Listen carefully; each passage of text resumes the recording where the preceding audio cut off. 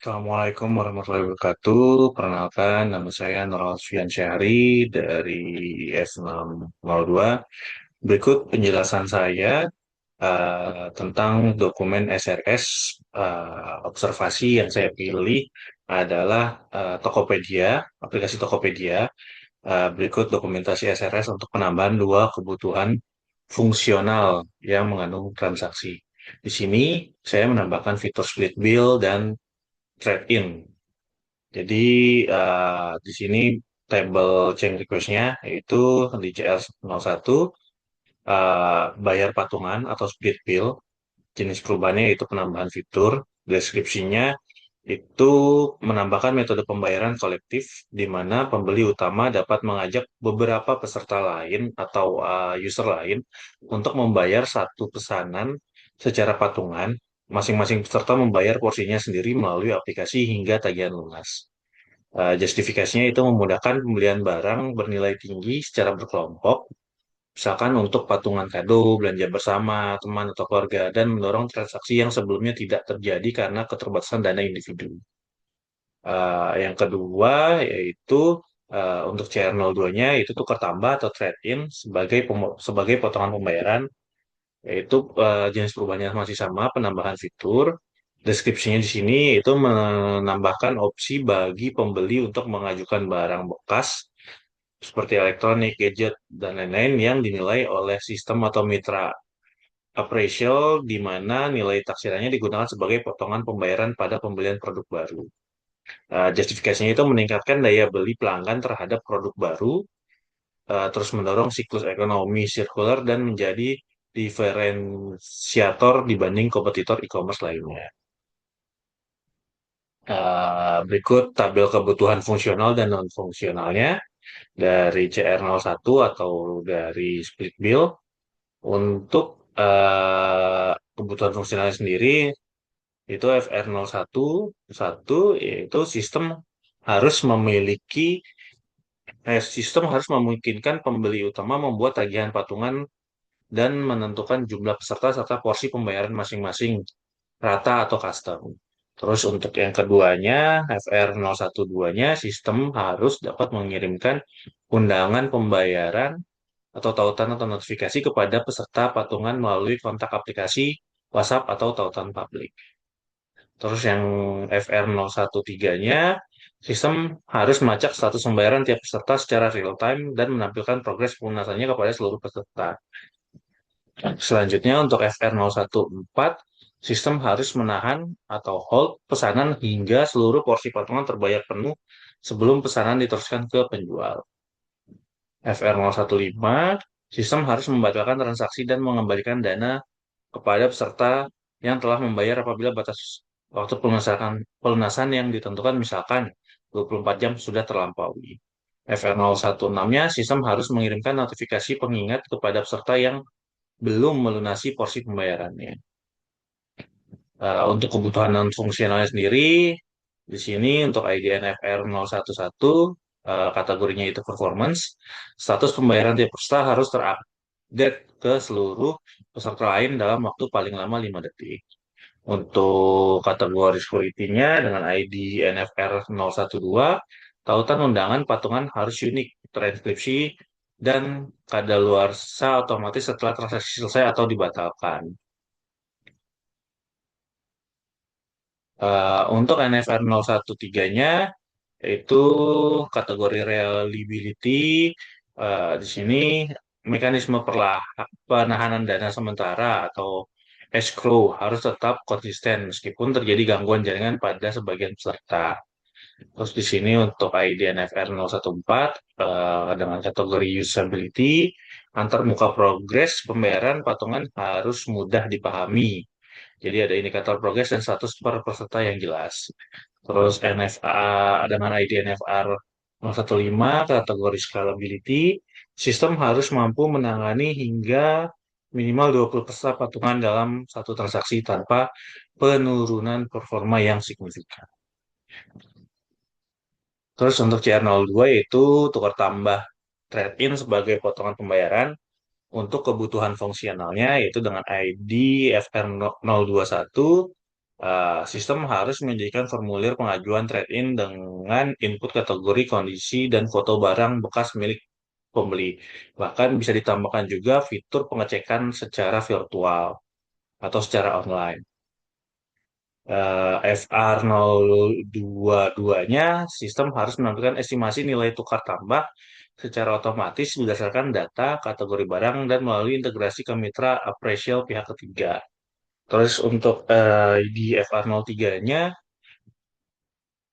sistem harus memungkinkan pembeli menerapkan nilai taksiran trade-in sebagai potongan pada transaksi pembelian produk baru.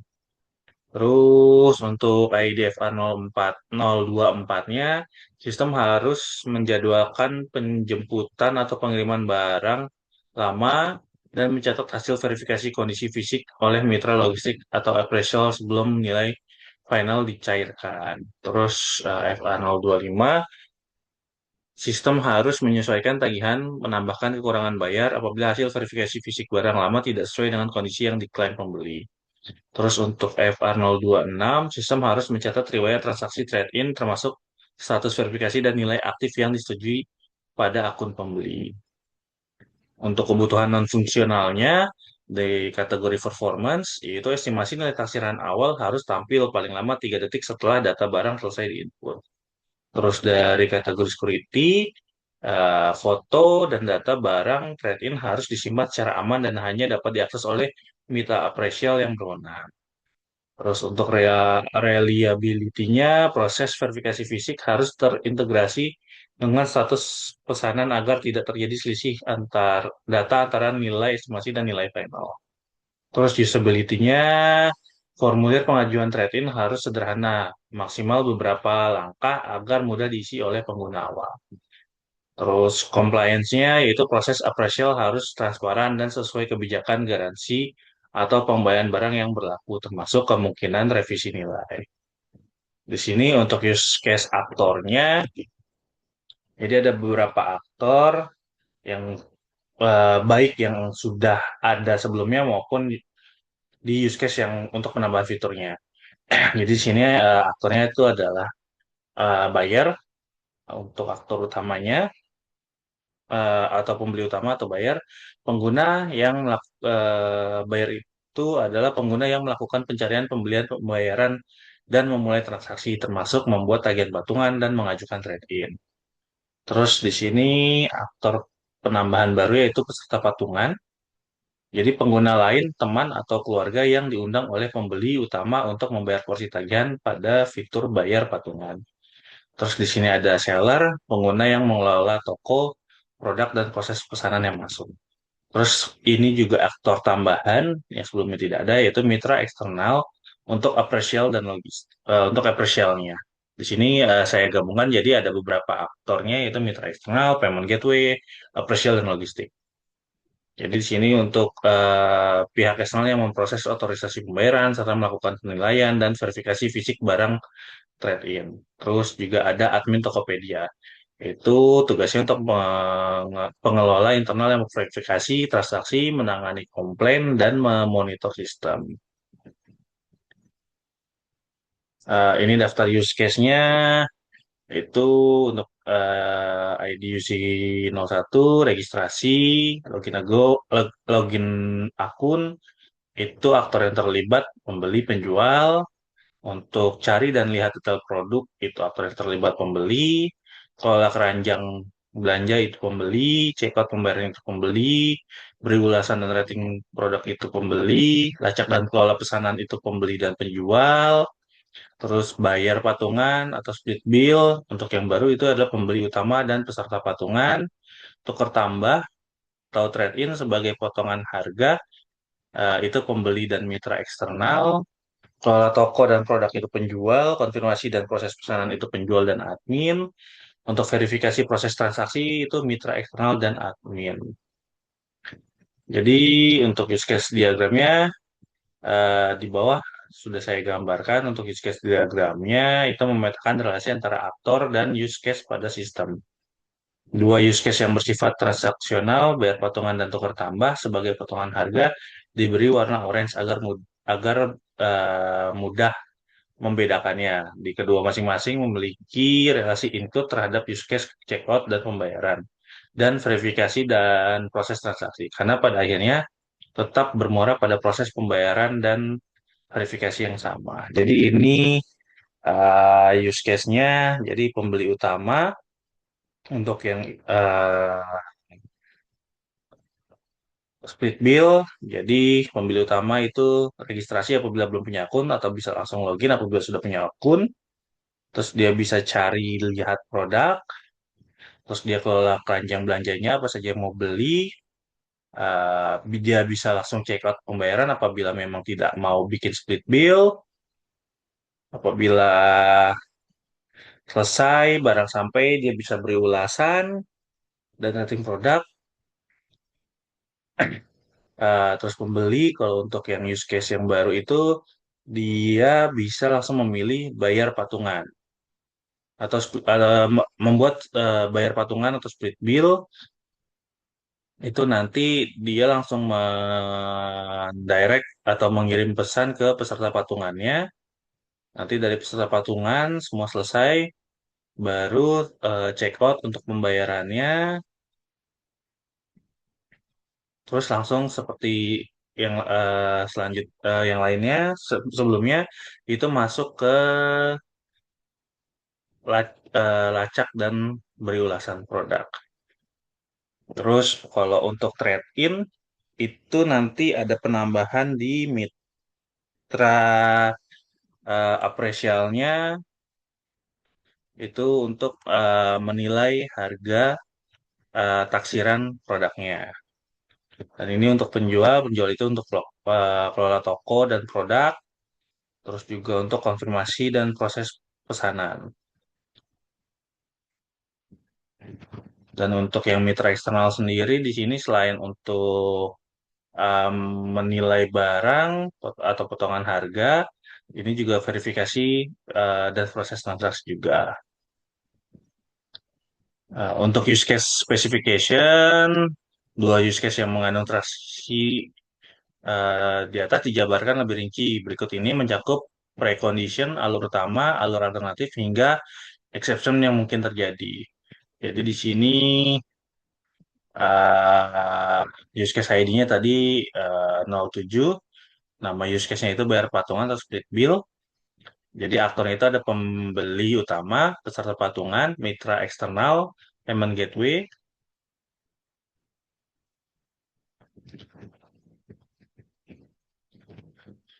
Jadi deskripsinya itu menggambarkan bagaimana pembeli utama membuat tagihan patungan atas satu pesanan mengundang peserta lain untuk turut membayar sampai seluruh porsi tagihan dinyatakan lunas.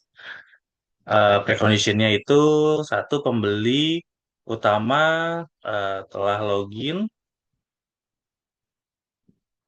terus terdapat minimal satu produk pada keranjang yang siap di check out. Pembeli utama memiliki kontak atau tautan untuk mengundang peserta patungan. Triggernya yaitu pembeli utama memilih opsi bayar patungan pada halaman checkout. Terus untuk main flow-nya, yang pertama pembeli utama membuka halaman checkout dan memilih opsi bayar patungan. Sistem meminta pembeli utama menentukan jumlah peserta dan porsi pembayaran masing-masing, mau itu dibayar sama rata ataupun custom. Jadi berbeda-beda nominal pembayarannya. Terus sistem membuat tautan kode undangan dan mengirimkan ke peserta yang dipilih. Terus peserta membuka undangan login atau registrasi bila diperlukan dan membayar porsinya melalui metode pembayaran pilihannya.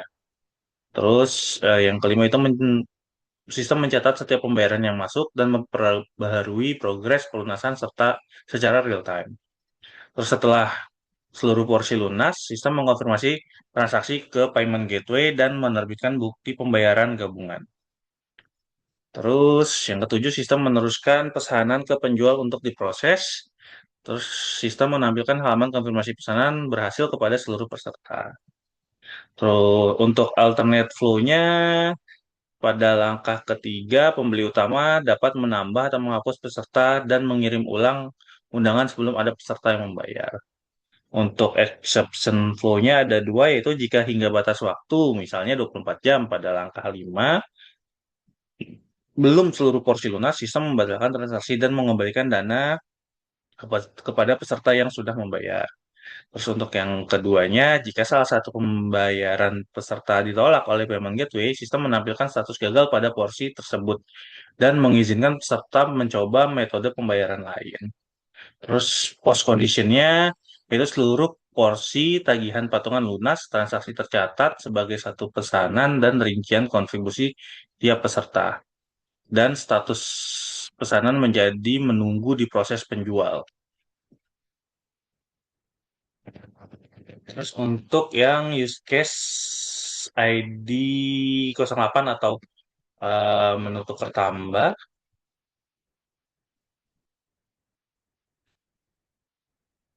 nama use case-nya tadi ada tukar tambah atau trade-in sebagai potongan pembayaran. Aktornya itu pembeli, mitra eksternal, official logistik. Eh, untuk deskripsi itu mencakup proses pembeli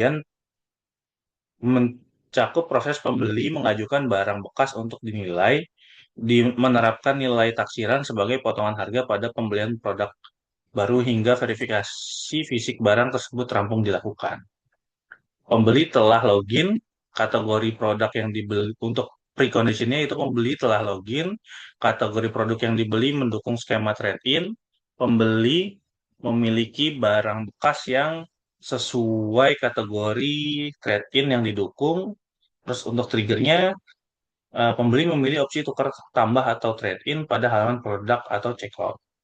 Terus main flow-nya yaitu pertama pembeli melakukan opsi trade-in dan mengisi formulir kategori, kondisi, serta foto barang lama.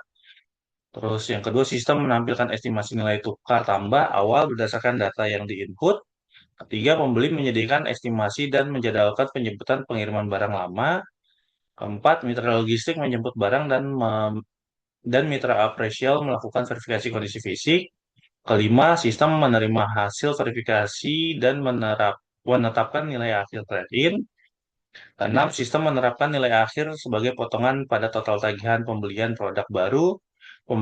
Pembeli membayar sisa tagihan jika ada melalui metode pembayaran pilihannya. Sistem mencatat transaksi, trade-in dan menampilkan konfirmasi keberhasilan kepada pembeli. Untuk alternate flow-nya pada A1 eh, A1 pada langkah 3, pembeli dapat membatalkan pengajuan trade-in sebelum barang dijemput tanpa dikenakan biaya. Terus, terus untuk exception flow-nya, untuk yang pertama, jika pada langkah 5 kondisi fisik barang tidak sesuai klaim awal, sistem menurunkan nilai akhir dan meminta persetujuan ulang pembeli sebelum melanjutkan transaksi. Kembali ke langkah 6. Terus untuk yang keduanya, jika pembeli menolak nilai akhir hasil verifikasi, sistem membatalkan skema trade-in, mengembalikan barang lama ke pembeli dan pembeli membayar penuh tanpa potongan.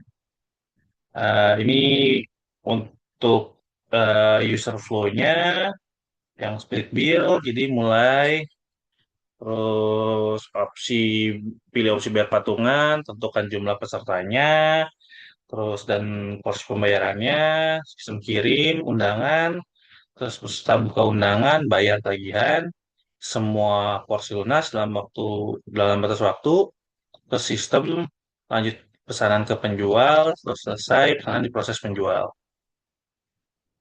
Ini mockupnya seperti ini. Jadi di sini ada ringkasan pesanannya, kita bisa lihat dan total tagihan, terus ada jumlah pesertanya, ada berapa dan eh, nilai eh, uang yang sudah ditentukan, terus status terlihat untuk lunas atau masih menunggu pembayaran, terus ada batas waktunya, terus juga ada tombol untuk undang peserta lain dan untuk ada tombol untuk bayar bagian. Terus untuk yang trade-in, di sini use flow-nya, jadi pembeli memulai check out, terus pilih opsi tukar tambah atau trade-in, isi formulir kondisi, terus sistem tampilkan estimasi nilai tukar, terus pembeli jadwalkan pengambilan atau penjemputan barang, mitra, verifikasi fisik barang, terus kondisi barang sesuai klaim, maka nilai final ditetapkan sebagai potongan harga, terus pembeli bayar sisa tagihan, selesai transaksi trade-in berhasil. Ini untuk mock-up-nya. Jadi di sini ada kategori barangnya, terus ada estimasi nilai tukar tambahnya, terus ada produk yang akan dibeli dengan nilai harganya, terus jadwal penjemputan barangnya, terus di sini ada potongan trade-in dan sisa yang harus dibayar.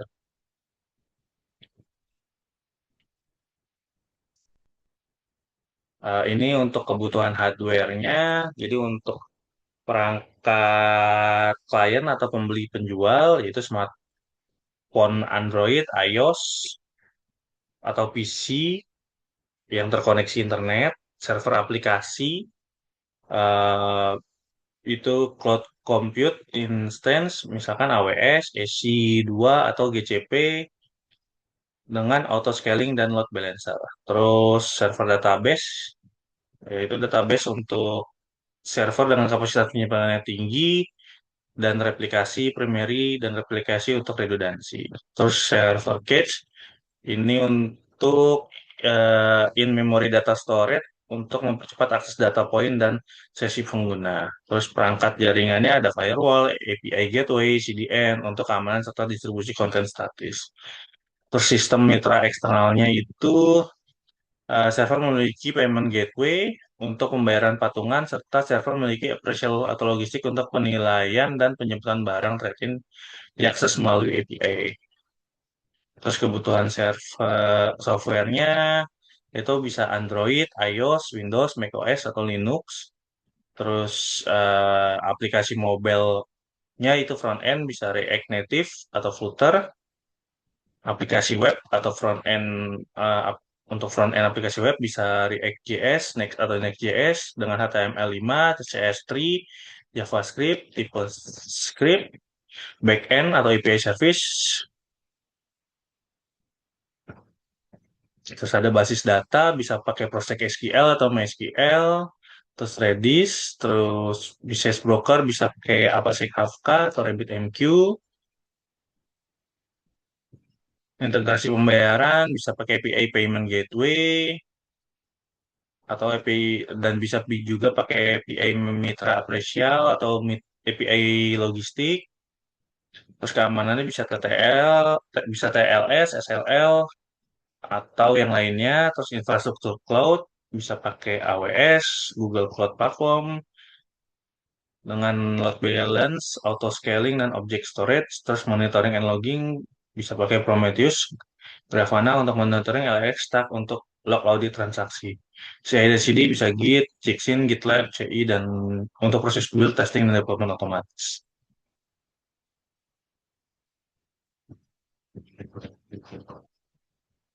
Ini arsitekturnya. Jadi di sini ada client layer, ada API gateway, application layer, dan lain-lain seperti yang sudah dijelaskan di atas. Ini contoh script untuk UAT-nya. Jadi skenario untuk ID UAT 01 itu untuk skenario bayar patungan berhasil, surat setelah lunas tepat waktu, preconditionnya pesanan 2,4 juta dibagi 4 peserta, yaitu masing-masing 600.000, batas waktu 24 jam. Langkah pengujiannya, login sebagai pembeli, check out, pilih, bayar patungan, terus tentukan peserta proses porsi rata, kirim undangan, selesai membayar porsinya.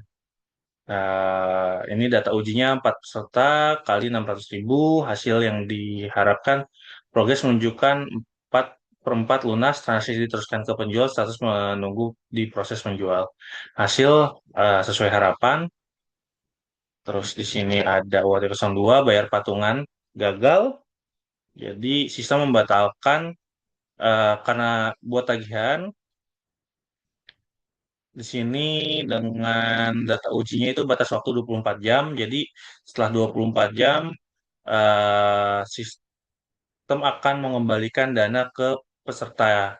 Jadi ini cuma ada dua dan yang lainnya tidak membayar selama 24 jam, maka sistem akan mengembalikan dana tersebut. Hasilnya sesuai yang diharapkan, terus pembayaran salah satu peserta ditolak payment gateway. Jadi tiga peserta lain sudah lunas, satu peserta mau mencoba membayar. Setelah terakhir memilih metode pembayaran, terus payment gateway menolak transaksi saldo tidak cukup. Statusnya payment gateway ditolak, sistem menampilkan status gagal pada porsi peserta tersebut dan mengizinkan mencoba metode pembayaran lain dan terusnya belum lunas. Di sini ada juga untuk yang trade-in, jadi estimasi awal trade-in 1.800.000, harga produk 6.500.000. Terus di sini langkah pengujiannya ajukan trade-in, isi form, foto barang, jadwal penjemputan, terus verifikasi kondisi sesuai klaim, nilai final diterapkan, bayar sisa tagihan. Estimasi 1.850.000, potongan 1.850 diterapkan, sisa tagihan 4.650 harus dibayar, transaksi tersebut berhasil. Sini statusnya sesuai harapan dan pas. Ini untuk yang kondisi barang tidak sesuai klaim, jadi sudah mengajukan tetapi saat pengecekan fisik nilai direvisi dari 1.850 menjadi 1.200.000. Di sini sistem meminta persetujuan ulang pembeli atas nilai baru sebelum melanjutkan transaksi. Ini sudah sesuai harapan. Jadi di sini ada lagi yang UAT 06, pembeli menolak nilai akhir trade-in. Di sini nilai akhir hasil verifikasi lebih rendah dari estimasi awal. Sistem menampilkan nilai angka revisi 2, pembeli menolak nilai tersebut. Jadi skema trade-in dibatalkan, barang lama dikembalikan ke pembeli, pembeli membayar produk baru secara penuh tanpa potongan harga. Ini juga sudah. Jadi secara garis besar dokumen ini merangkum dua hal, yaitu observasi kebutuhan fungsional aplikasi Tokopedia yang lebih menyeluruh dan dokumen SRS untuk dua fitur transaksi baru yang diusulkan, yaitu untuk split bill dan trade-in sebagai potongan pembayaran. Harapannya dokumen ini bisa dipakai sebagai titik awal bagi tim pengembangan, quality assurance, maupun pihak lain yang terlibat saat merancang, membangun, menguji kedua fitur tersebut sebelum benar-benar dirilis. Demikian dari saya, kurang lebihnya saya mohon maaf. Saya ucapkan terima kasih. Wassalamualaikum warahmatullahi wabarakatuh.